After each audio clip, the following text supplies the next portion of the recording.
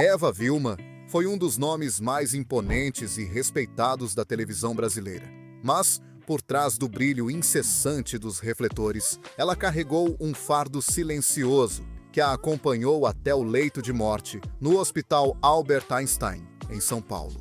Em 2021, enquanto enfrentava uma falência renal e um diagnóstico tardio de câncer, a veterana tomou uma decisão drástica na UTI que chocou a equipe médica e os próprios familiares. Agora, exatamente 5 anos após a sua partida, seu filho John Herbert Jr. quebra o silêncio em uma declaração reveladora que desconstrói a imagem da mãe perfeita e traz à tona as cicatrizes de um escândalo que abalou o Brasil em 1976. Os segredos guardados a 7 chaves nos bastidores da TV Tupi e o julgamento cruel de uma sociedade conservadora finalmente vêm à luz. Seja bem-vindo a uma investigação profunda sobre a realidade oculta por trás de um dos maiores mitos da nossa teledramaturgia. Como uma mulher que enfrentou fogueiras morais na década de 1970 conseguiu manter-se altiva diante de um país inteiro, enquanto lidava com a solidão de um divórcio histórico, a disputa nos bastidores e o fantasma da ausência familiar. Para compreender os segredos que Eva Vilma levou consigo, deixe o seu like, inscreva-se no canal Vidas por Trás da Fama e ative o sino das notificações. Aproveite agora e diga nos comentários de qual cidade e país você está assistindo a este documentário exclusivo. A partir deste segundo, você vai descobrir que as maiores batalhas de Eva Vilma começavam quando as câmeras se apagavam. Em 1976, o público brasileiro testemunhou a demolição abrupta de um dos maiores símbolos de perfeição conjugal do país: o fim do casamento entre Eva Vilma e John Herbert. Durante mais de 2 décadas, a audiência projetou neles o ideal de família perfeita, alimentado pelo sucesso estrondoso de Alô Doçura, seriado da TV Tupi que liderou a audiência nacional entre 1953 e 1964. O anúncio da separação não foi apenas uma notícia de bastidores. Foi um choque cultural que destruiu a fantasia de milhões de telespectadores em uma época de extrema rigidez moral. Como as famílias brasileiras daquela época poderiam aceitar que a carismática doçura das telas estava assinando o seu próprio divórcio na vida real? Por trás daquela ruptura, escondia-se uma trama muito mais complexa e cercada por segredos de camarim que a imprensa de fofocas explorou sem piedade. O envolvimento de Eva Vilma com o também ator Carlos Zara, iniciado nos bastidores da histórica primeira versão de Mulheres de Areia, em 1973, na TV Tupi, acendeu um pavio de escândalo nos bastidores da emissora. Os rumores de que o romance havia começado, quando ambos ainda estavam legalmente comprometidos em seus casamentos anteriores, geraram um clima de hostilidade nos estúdios, dividindo a opinião de colegas de elenco e diretores. Será que o amor que transbordava diante das câmeras justificava o desmoronamento de 2 famílias tradicionais, aos olhos de uma opinião pública implacável? A reação da sociedade foi imediata e violenta, especialmente porque a legislação brasileira da época ainda não previa a dissolução do casamento. A lei do divórcio só viria a ser aprovada no Brasil no ano seguinte, em 1977.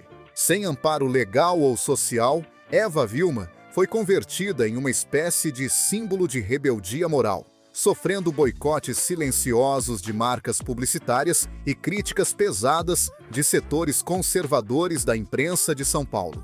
Décadas mais tarde, em 2013, durante uma entrevista reveladora para o programa Damas da TV, no canal pago Viva, a própria atriz relembrou o sofrimento daquele período com uma frase contundente: "Quando me separei, fui queimada na fogueira, mas saí ilesa."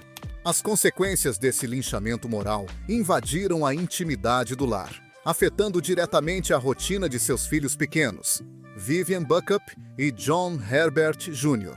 Enquanto a estrela precisava se manter firme nos estúdios da Rede Tupi para gravar produções consecutivas como A Viagem, Em 1975, as crianças enfrentavam comentários maliciosos no ambiente escolar e a ausência física da mãe, que se desdobrava entre as gravações exaustivas e as reuniões com advogados. Nos bastidores do meio artístico, boatos sobre atritos e um racha definitivo na amizade de grandes astros da televisão começaram a circular, isolando a atriz de parte de seu antigo círculo social, enquanto ela tentava reconstruir sua vida íntima.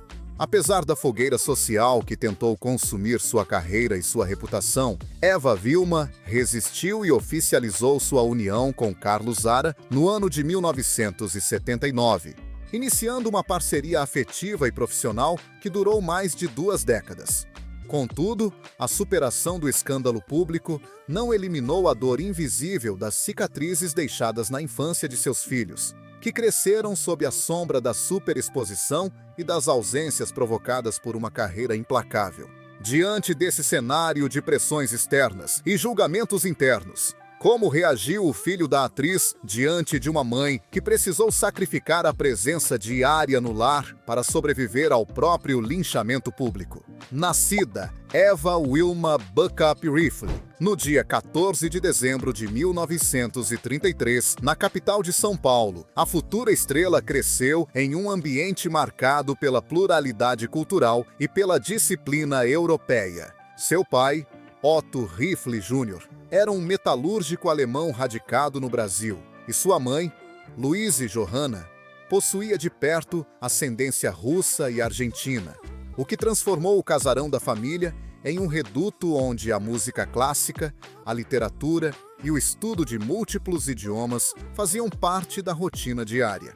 Essa criação refinada e rigorosa distanciou a jovem Eva Vilma das aspirações comuns das moças de sua geração, preparando seu espírito para uma trajetória artística sofisticada, muito antes de a televisão sequer se consolidar no país. Antes de descobrir sua vocação dramática, a verdadeira paixão da jovem era a dança clássica, arte à qual se dedicou com obsessão física e técnica sob a tutela de renomados mestres de São Paulo.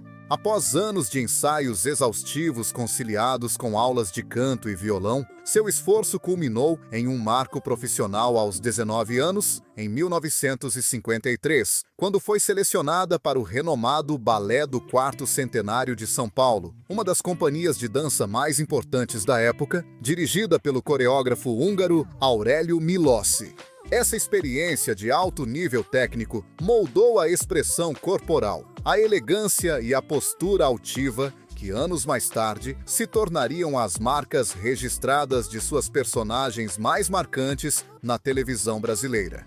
A transição das sapatilhas de balé para os palcos do teatro aconteceu de forma inesperada, quando sua beleza e presença cênica chamaram a atenção de diretores que frequentavam os bastidores do balé.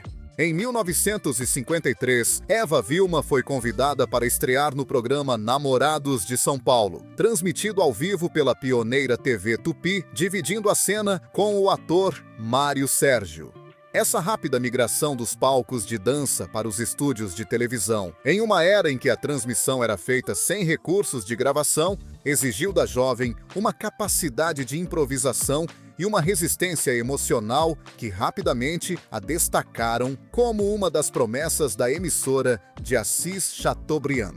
Foi justamente nos bastidores desse efervescente cenário artístico paulistano que ela cruzou o caminho de John Herbert, um jovem estudante de direito, atleta e descendente de alemães que também buscava seu espaço no cinema e no teatro nacional.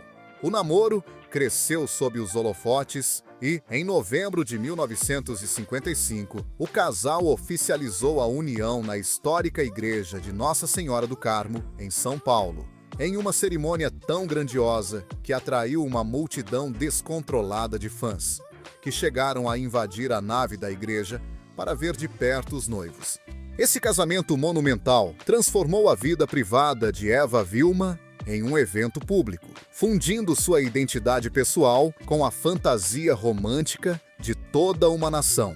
O que o público não imaginava era que a consagração matrimonial daria início a uma das maiores pressões profissionais de suas carreiras, com o lançamento do seriado Alô Doçura, criado por Cassiano Gabus Mendes na TV Tupi.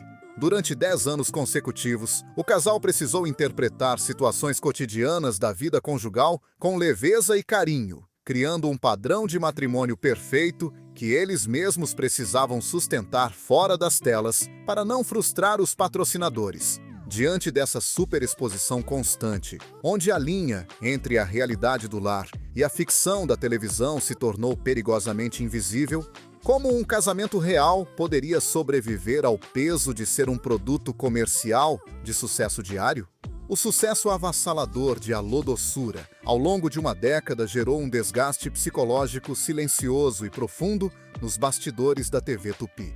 Enquanto as famílias brasileiras assistiam à idealização do cotidiano doméstico, nos anos 50 e anos 60, a realidade de Eva Vilma era de uma exaustão constante. O nascimento de seus 2 filhos, Vivian Buckup e John Herbert Jr., coincidiu com o auge das gravações ao vivo, forçando a atriz a amamentar nos intervalos rápidos de camarim e a gerenciar a rotina do lar sob a vigilância constante dos patrocinadores, que exigiam dela a manutenção da imagem de mãe e esposa exemplar em tempo integral. A fissura real no relacionamento residia no profundo abismo comportamental entre os cônjuges, algo que a mídia açucarada da época tentava ocultar a todo custo. John Herbert possuía um temperamento boêmio e expansivo, sendo um dos nomes mais assíduos da vida noturna e dos clubes sociais de São Paulo, onde frequentava rodas de intelectuais e festas que se estendiam até o amanhecer. Em contrapartida, Eva Vilma mantinha uma postura obsessivamente disciplinada, dedicada ao estudo rigoroso de textos e à preservação de sua privacidade, o que gerava atritos frequentes quando os horários desregrados do marido colidiam com as responsabilidades das gravações matutinas.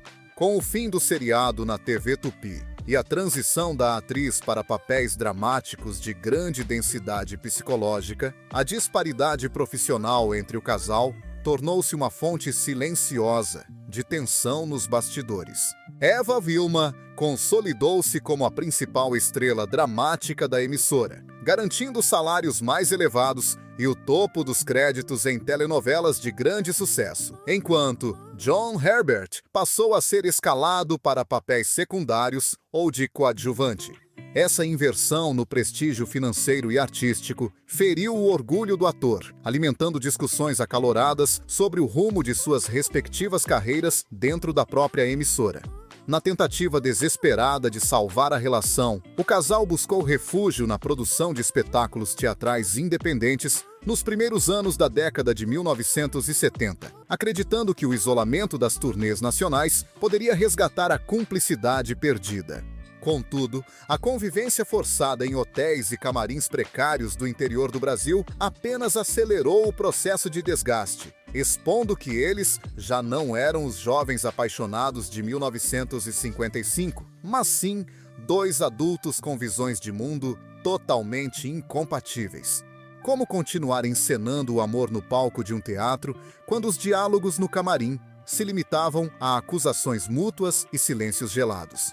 Em 1976, a farsa desmoronou em caráter definitivo com o anúncio público da separação após 21 anos de união, abrindo as comportas de um período de extrema hostilidade midiática. A imprensa sensacionalista da época não hesitou em usar o próprio título de seu antigo seriado de sucesso para estampar manchetes irônicas que debochavam do fim do casamento, expondo as dores privadas da família ao escárnio público. Essa exposição brutal marcou o início de um isolamento emocional para Eva Vilma, que se viu obrigada a carregar sozinha o peso da culpa materna perante seus filhos e o julgamento moral de um país inteiro que a acusava de destruir o próprio lar. Nos bastidores da TV Tupi, durante a transição entre 1975 e 1976, o clima nos estúdios de gravação da novela A Viagem assemelhava-se a um verdadeiro campo de minas emocional. A trama, escrita por Ivane Ribeiro, era co-dirigida por Carlos Zara, que na época já vivia uma forte aproximação afetiva com a protagonista, Eva Vilma. Com o casamento da atriz com John Herbert ruindo publicamente dia após dia, cada ensaio e cada troca de olhares sob as câmeras da emissora paulistana passavam pelo crivo maldoso de técnicos, figurinistas e colegas de elenco, transformando o local de trabalho em um ambiente sufocante. Foi justamente nessa atmosfera de extrema fervura midiática que nasceu um dos boatos mais sombrios e duradouros da história da televisão brasileira. Surgiram rumores persistentes nos bastidores de que a atriz Irene Havashi, colega de elenco e que interpretava a irmã da protagonista na trama espírita, teria tido um confronto físico violento com Eva Vilma, desferindo-lhe um soco no rosto com um molho de chaves na mão.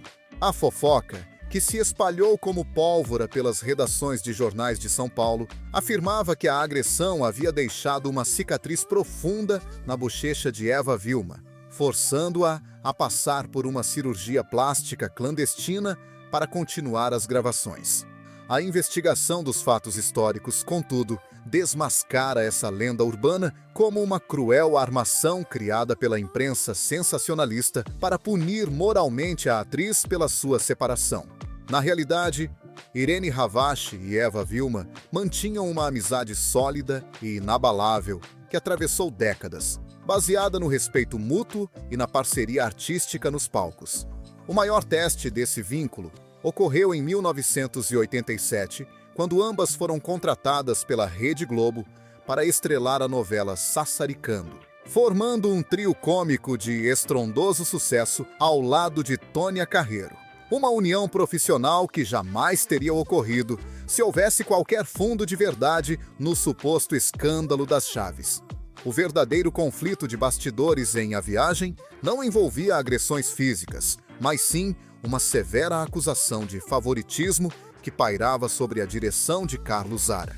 Setores do elenco murmuravam que o diretor concedia privilégios artísticos e maior tempo de tela para Eva Vilma, gerando um racha silencioso no elenco principal que se recusava a interagir socialmente com o casal fora das gravações.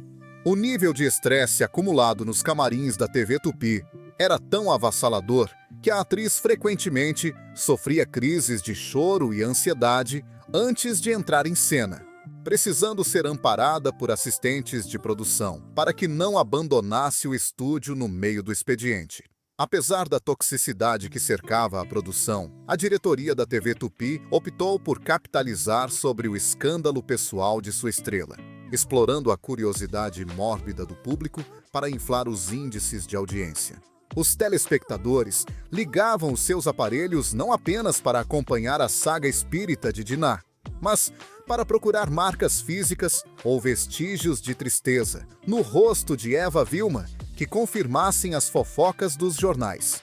Em 1976, as gavetas do Tribunal de Justiça de São Paulo receberam um calhamaço de papéis que mudaria para sempre a história jurídica e pessoal de Eva Vilma.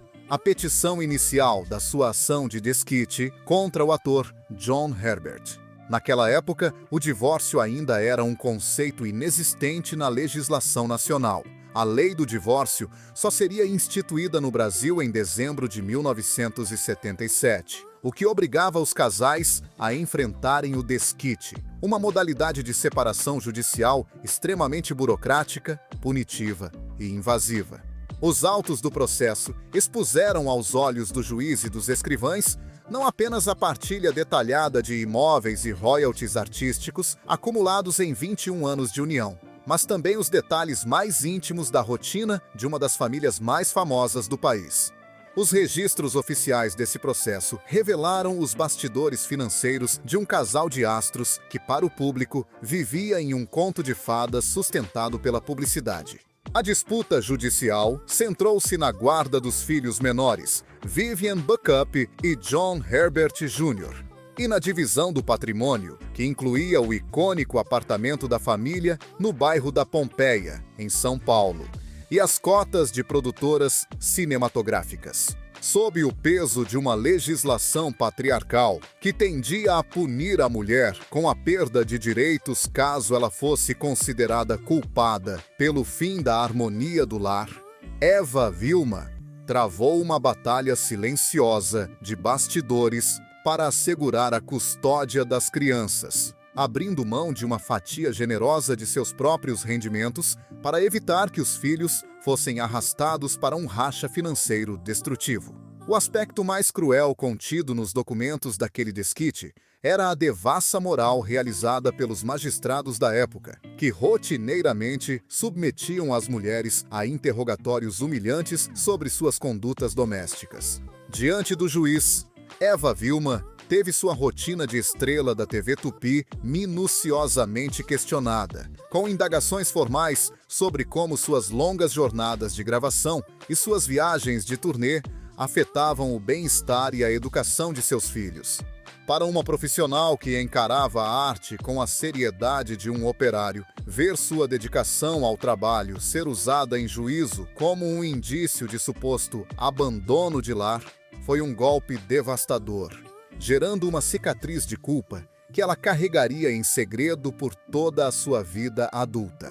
4 décadas após esse doloroso processo, um novo documento de caráter público e emocional surgiu para reescrever as duras linhas escritas pelos juízes em 1976. Uma homenagem inédita e visceral publicada por seu filho, John Herbert Jr. Na declaração, que rapidamente viralizou nas redes sociais, ele desarmou os antigos parâmetros do julgamento moral que tentaram rotular sua mãe como ausente, ao escrever a seguinte frase: "Minha mãe não me acordava para ir para a escola, não fazia meu café da manhã, não fazia meu almoço, de vez em quando jantava comigo. Enquanto isso, eu crescia feliz." Essa revelação corajosa funcionou como uma absolvição pública tardia, mostrando que a verdadeira maternidade de Eva Vilma não se media por padrões domésticos tradicionais, mas pela transmissão de caráter e dignidade. O testemunho de John Herbert Jr. revelou que a herança mais preciosa deixada pela atriz não estava descrita no inventário de bens materiais homologado pela justiça, mas sim na sólida formação moral que ela transmitiu através do exemplo de seu próprio trabalho. Em vez de herdar mágoas pelas manhãs solitárias, o músico escolheu celebrar a liberdade, a honestidade e a dedicação incansável que testemunhou na mesa de jantar, enquanto sua mãe decorava calhamaços de texto sob a luz fraca da madrugada. A denúncia mais implacável contra Eva Vilma, nos anos subsequentes à sua separação, não ocorreu nos tribunais, mas sim nos tribunais informais da opinião pública e das colunas sociais de São Paulo. O início de sua convivência com Carlos Zara foi alvo de uma severa campanha de difamação, alimentada por boatos de que o relacionamento amoroso teria se iniciado de forma extraconjugal durante as gravações de Mulheres de Areia em 1973, enquanto ambos ainda eram casados. Cartas anônimas de telespectadores furiosos eram enviadas à redação da TV Tupi, classificando a atriz como uma destruidora de lares e exigindo o seu afastamento imediato das telas, em um movimento coordenado para inviabilizar a sua permanência na teledramaturgia brasileira. Essa onda de puritanismo disfarçada de moralidade revelava a profunda hipocrisia de um sistema comercial que, ao mesmo tempo que lucrava com o talento de Eva Vilma, a punia financeiramente fora do ar. A atriz enfrentou um boicote velado de grandes agências de publicidade do Brasil, que cancelaram contratos de patrocínio milionários sob a alegação de que a imagem de uma mulher desquitada e envolvida em escândalos conjugais não era adequada para representar produtos familiares.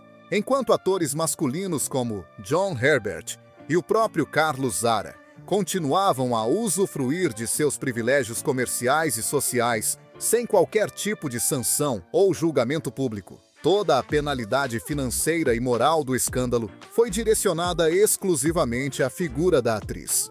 Nos bastidores da própria emissora, Eva Vilma decidiu quebrar o protocolo de silêncio e denunciou aos diretores a disparidade de tratamento entre homens e mulheres na indústria da fama. Ela se recusou a aceitar a redução de seu salário proposta pela diretoria da TV Tupi, que tentava se aproveitar de sua fragilidade emocional e do isolamento social para renegociar seu contrato em bases desvantajosas. Ao exigir igualdade de remuneração e respeito profissional em reuniões de portas fechadas, a atriz tornou-se uma pioneira na luta contra o machismo estrutural que dominava os bastidores da televisão, mesmo sabendo que sua postura combativa lhe renderia a fama de mulher de temperamento difícil entre os executivos. As consequências desse combate diário contra o preconceito refletiram-se silenciosamente em sua saúde mental e física, algo que ela tentava ocultar do público com extrema altivez. Relatos de camareiras e assistentes de cena que trabalharam com a estrela no final dos anos 70 revelam que Eva Vilma sofria de crises de enxaqueca severas e insônia crônica antes de entrar no estúdio de gravação. Sob a pressão de ser vigiada em cada gesto, a atriz passava noites inteiras em claro na sua residência, dividida entre o desejo obsessivo de entregar atuações impecáveis e o pavor de que o cansaço visível em seu rosto fosse interpretado pela imprensa como um sinal de decadência pessoal ou remorso. Essa perseguição sistemática, contudo, acabou produzindo um efeito contrário ao desejado por seus detratores, transformando a dor da atriz em combustível para algumas de suas maiores criações artísticas. Ao interpretar mulheres complexas, decididas e muitas vezes incompreendidas pelo meio social, Eva Vilma usou a ficção para expor e ridicularizar a própria sociedade hipócrita que a havia condenado em 1976. Mas, diante de tamanha resistência diante das câmeras, como reagiria o seu corpo décadas mais tarde? Quando as cobranças acumuladas de uma vida inteira de trabalho ininterrupto começassem a cobrar o seu preço mais alto em um quarto de hospital. A maior consequência emocional da vida de Eva Vilma começou a se desenhar de forma trágica no ano de 2001, quando o porto seguro que ela havia construído ao lado de seu grande companheiro, o ator e diretor Carlos Zara, começou a desmoronar. O diagnóstico de um agressivo câncer no esôfago caiu como uma bomba sobre a rotina do casal, exigindo um afastamento imediato dele das produções artísticas e dando início a um doloroso processo de declínio físico. Eva Vilma, que na época mantinha uma rotina pesada de trabalho na Rede Globo, viu-se forçada a se desdobrar entre os estúdios de gravação e os corredores frios de hospitais, revivendo o fantasma de conciliar a carreira com o sofrimento familiar. A batalha contra a doença concentrou-se no Hospital Sírio-Libanês, em São Paulo, onde Carlos Zara foi submetido a sessões exaustivas de radioterapia e quimioterapia que debilitaram gravemente o seu organismo. Em vez de se afastar e contratar uma equipe de cuidadores profissionais para poupar-se do sofrimento, Eva Vilma tomou a decisão consciente de atuar na linha de frente dos cuidados diários, acompanhando de perto cada internação, cada boletim médico desfavorável e a perda progressiva de forças de seu marido. Aquele homem outrora imponente, que havia sido o seu parceiro de vida e de arte por mais de 2 décadas, agora precisava de amparo constante para dar passos simples com o auxílio de uma bengala. O desfecho dessa dolorosa luta ocorreu no dia 11 de dezembro de 2002, quando Carlos Zara faleceu aos 72 anos de idade, em decorrência de falência múltipla de órgãos e insuficiência respiratória crônica provocadas pela evolução do câncer.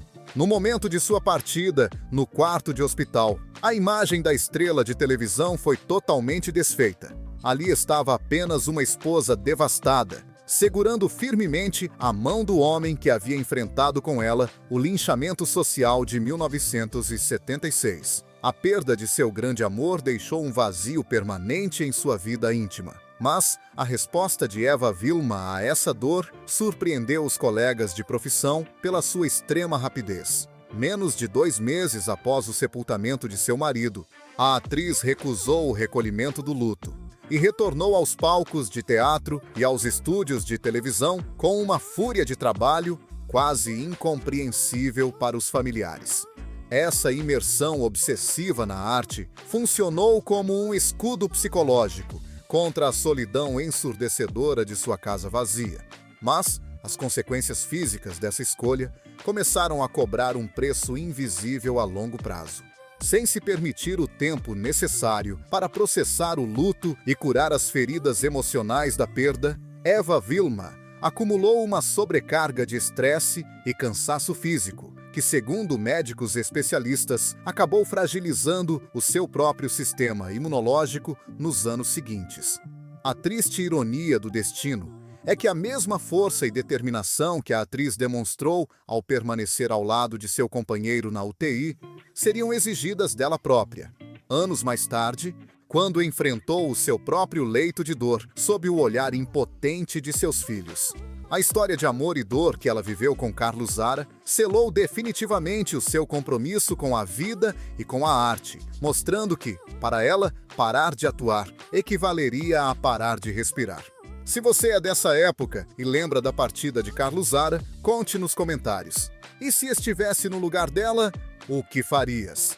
A reação do público brasileiro diante do envelhecimento de Eva Vilma sob os holofotes dividiu opiniões e gerou um debate silencioso nos bastidores da indústria cultural durante a década de 2010. Enquanto parte da audiência aplaudia de pé a sua insistência em permanecer ativa, interpretando personagens complexos como a divertida Tia Iris na novela Fina Estampa, em 2011, na Rede Globo, setores da crítica e até pessoas próximas à sua família expressavam preocupação com o desgaste físico visível da atriz.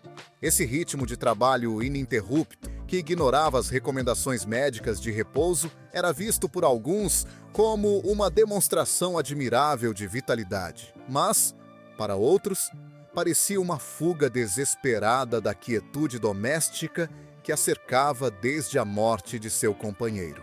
A consagração definitiva desse esforço tardio ocorreu em 2018, quando a atriz foi escalada para interpretar a cientista Doutora Petra, na novela O Tempo Não Para.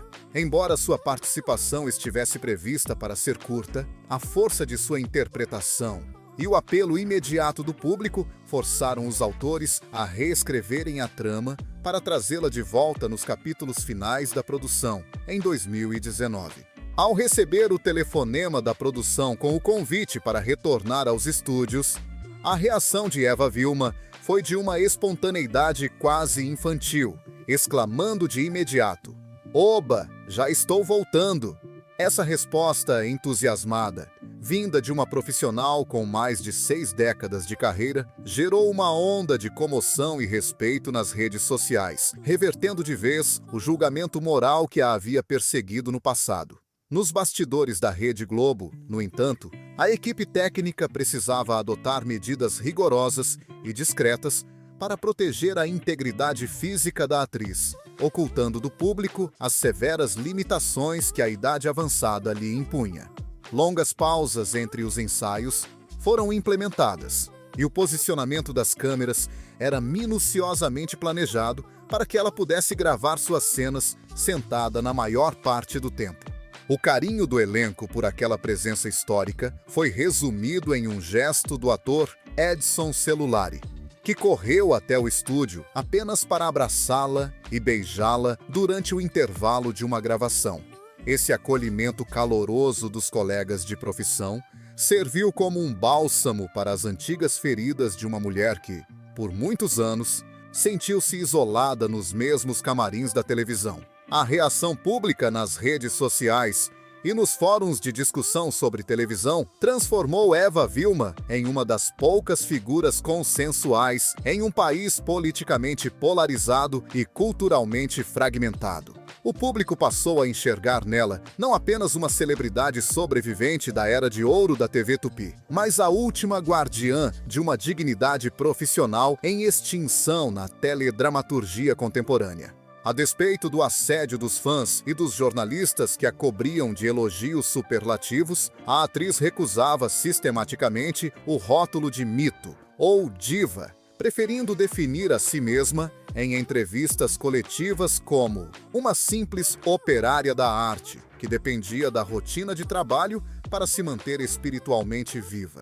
Esse desejo inabalável de se manter em movimento levou a atriz, aos 85 anos de idade, a iniciar o seu último e mais desafiador projeto no cinema: as filmagens do longa-metragem As Aparecidas, dirigido por Ivan Feijó, na cidade histórica de Aparecida, em 2019. Mesmo com o avanço de problemas de saúde de ordem cardíaca e renal que começavam a comprometer sua mobilidade, ela insistia em publicar fotos em suas redes sociais, estudando calhamaços de roteiro no sofá de sua casa, servindo de inspiração para milhões de idosos confinados pela pandemia.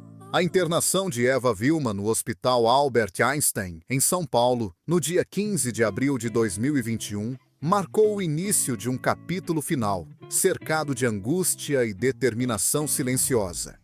Inicialmente admitida para tratar graves complicações cardíacas e renais, a atriz recebeu no dia 7 de maio de 2021 o diagnóstico definitivo que abalou a família: um câncer de ovário em estágio avançado que já havia se espalhado pelo seu organismo.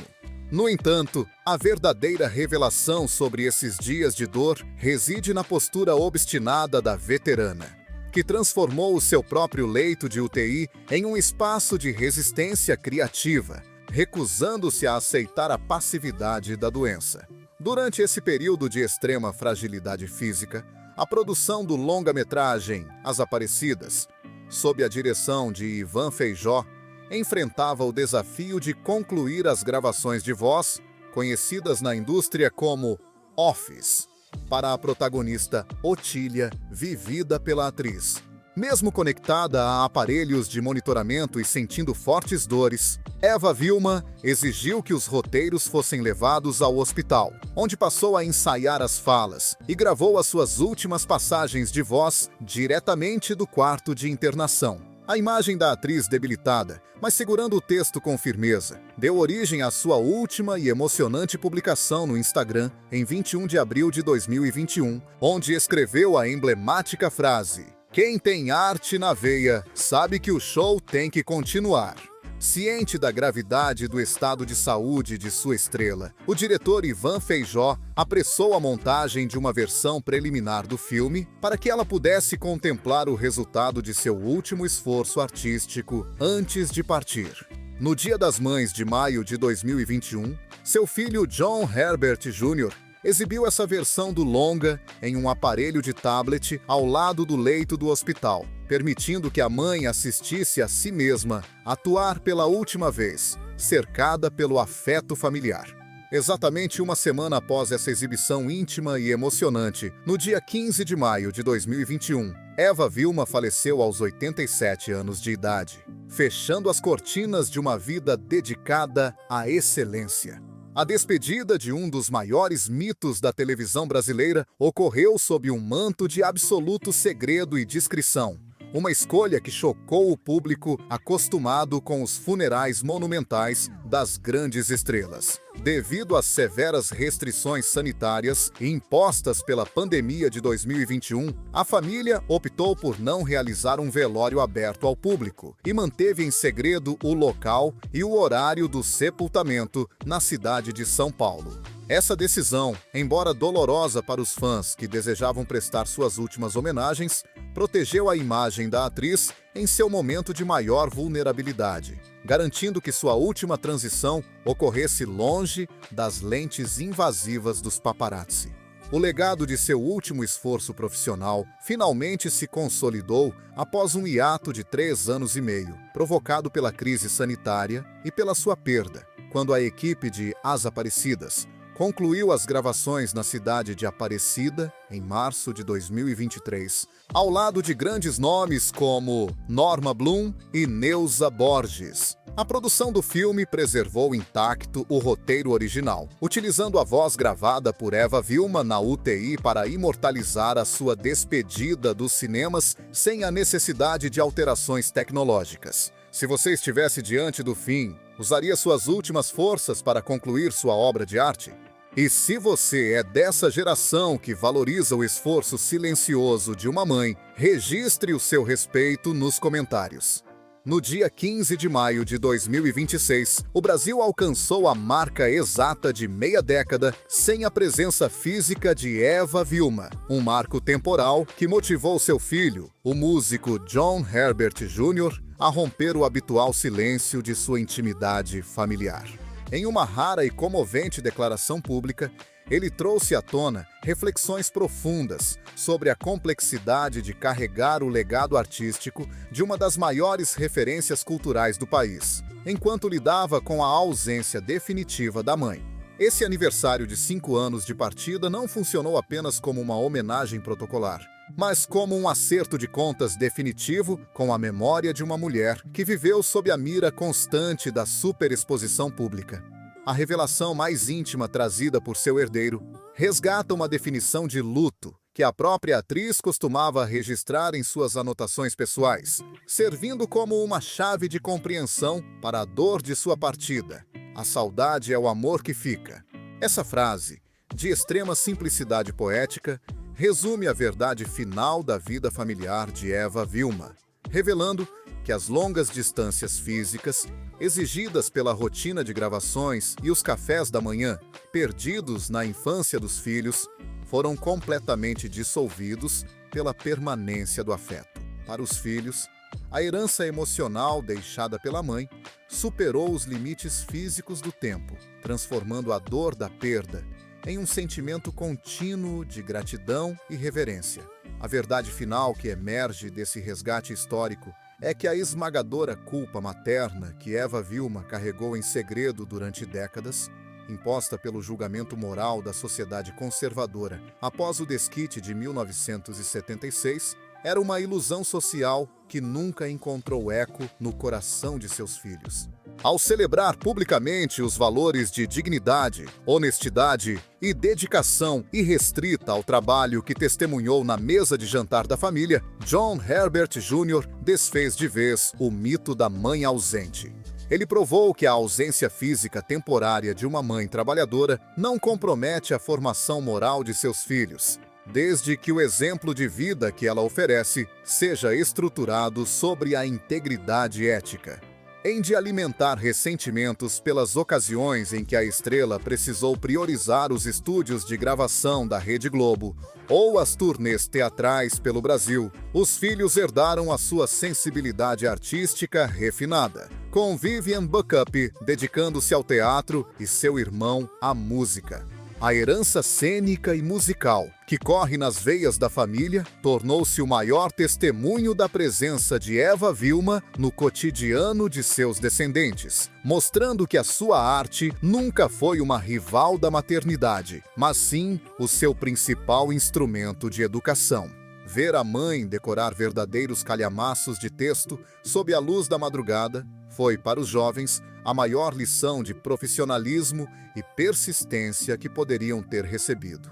A trajetória de Eva Vilma encerra-se com a certeza de que ela foi uma das poucas mulheres de sua geração a viver inteiramente sob os seus próprios termos, desafiando as convenções sociais de sua época, as fogueiras morais do divórcio e o desgaste de uma profissão implacável.